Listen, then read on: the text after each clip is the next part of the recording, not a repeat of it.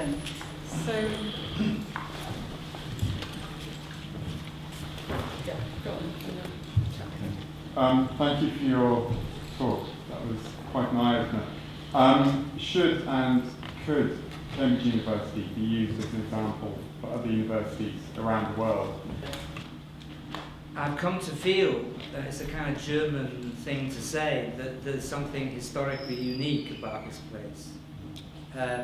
Particularly the institutional pluralism combined with its commitment, radical commitment to scientific work. I think it would be very difficult to imagine transplanting even elements of that institutional framework into sub-Saharan Africa.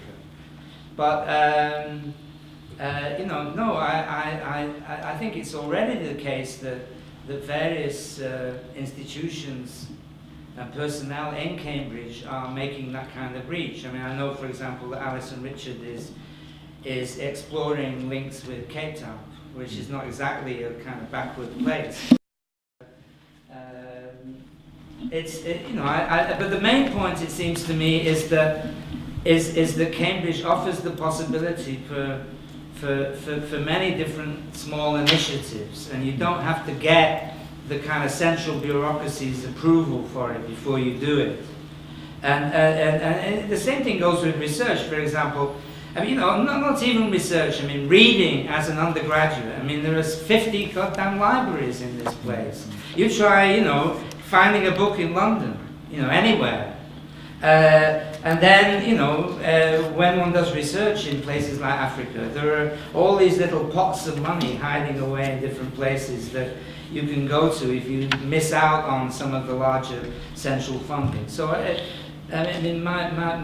think what I would resist is the notion that Cambridge, as Cambridge, should be doing anything.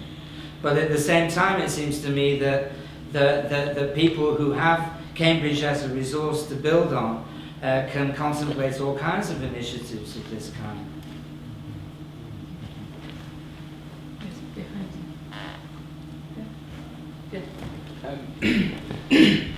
Cambridge has had a history of scholarship, particularly from other regions which were part of the sort of the imperialist world. You'll have to speak up, I'm afraid. Cambridge has had a history of scholarship, particularly from regions that were part of what we would have called the British Empire some years back. Do you feel that this scholarship, do you feel that having opportunities for scholars from these different parts, have we as Cambridge used that in development significantly?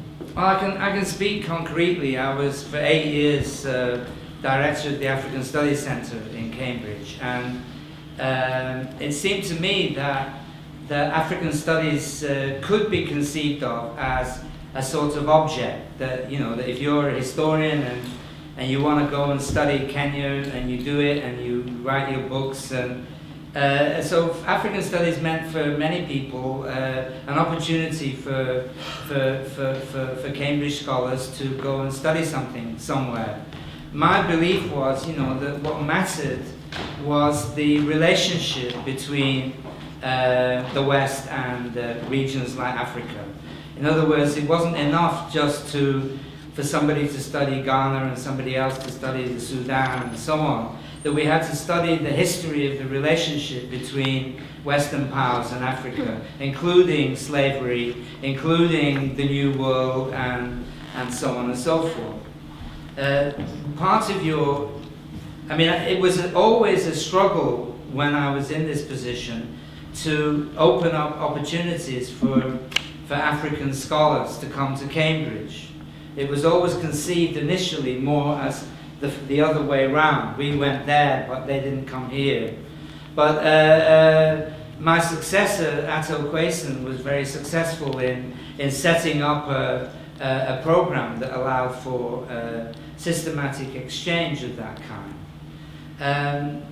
If you ask, has Cambridge scholarship done much for the development of Africa? Probably not. But I don't know if that was exactly your question. I felt, okay, I know other people are getting ready to ask you some questions, but I also felt that, do you feel, for example, in my engineering class of 300, we had 3 Africans. And engineering is a very practical is a very practical subject, which can impact development. Do you feel that Cambridge can do more in allowing that exchange to happen? And do you feel that that exchange, if directed well, can actually have an impact?